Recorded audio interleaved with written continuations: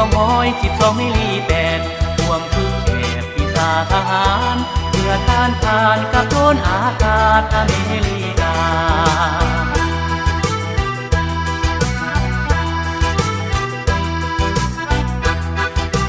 โอ้สาวเสียงควงสาวบ้านเฮาสมที่เป็น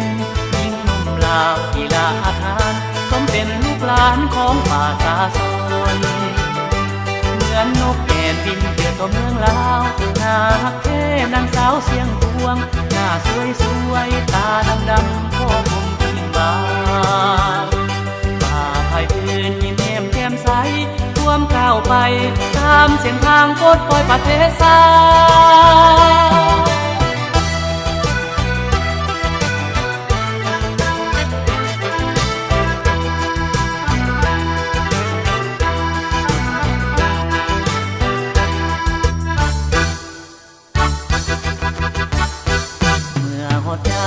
เข้าในนาเขียวงามมุมทุ่งป่ามันต้นให้ใสเขียวกว่าโนนภูใครก็โยงว่าสาวบ้านเฮาจังนั้นเก่งแค่นาเฮ็ดนาบ่ได้ไปลำเลียงก็เก่ง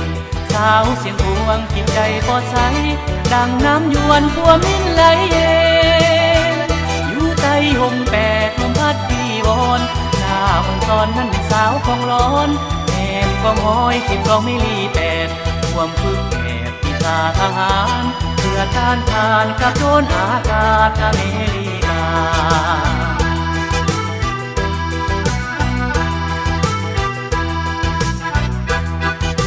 โอ้สาวเสียงพวงสาวบ้านเฮาสมที่เป็นหญิงหนุ่มลาวกีฬาอาทานสมเป็นลูกหลานของป่าสาสนเหมือนนกแอ่นบินเกิดตัวเมืองลาวหน้าฮักแท้นางสาวเสียงพวงหน้าสวยสวยตาดำๆพ่อคงทิ้งบ้าป่าไผ่อื่นยิ้มแย้มแจ่มใสท่วมก้าวไปตามเส้นทางโคตรปล่อยประเทศสา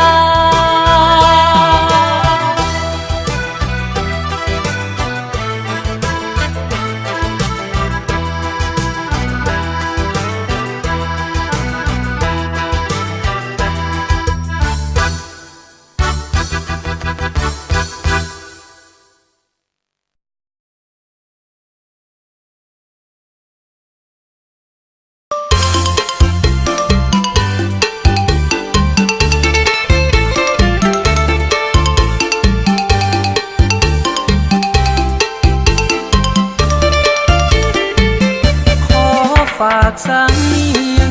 เสียงเพลงมีกับสายลมให้สาวนาแก่แอวกงสาวตะกงแห่งเมืองสว่างเมื่อฟังเสียงสาวอย่าด่วนลืมกันถึงเฮาจะอยู่ห่างกันก็ยังฝันผูกพันหัวใจจากน้องนางก็เพียงแค่ห่างกายนางจิตใจและดวงอุลาผู้ที่มาบอกเคยวางไว้ยังหักน้องอยู่ยอดสู้อย่าด่วนน้อยใจถึงเฮาจะอยู่ห่างไกลส่วนหัวใจเฮาให้ตรงกันใจน้องสองใจเฮาให้กลมเกลียวอย่ามีซึ่งหวานโคตรเลี้ยวบิดเบี้ยวดีหันขอให้เหมือนเก่าทั้งเราเคยอยู่ร่วมกันดังในค่ำคืนนั้นที่เฮาสองรักกันซึ้งใจฝากสัญญานี่มาพร้อมกับเสียงเพลงให้สาวนาแก่จงเก่งอย่าเป็นนักเลงประหารใจสายนาแก่สาวอย่าทำท่าเป็นคนลืมไว้อย่าแกล้งประหารหัวใจของผู้ชายดื้อสาวนาแก่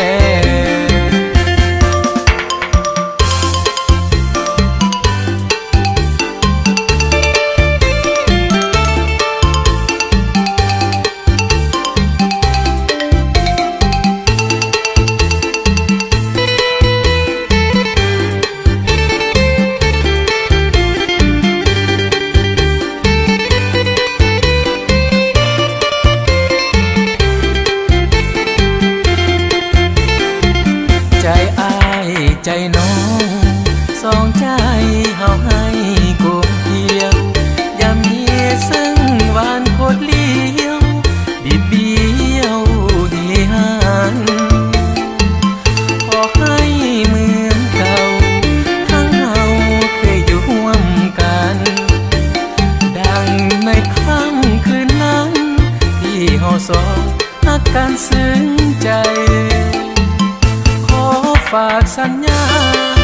ที่มาพร้อมกับเสียงเพล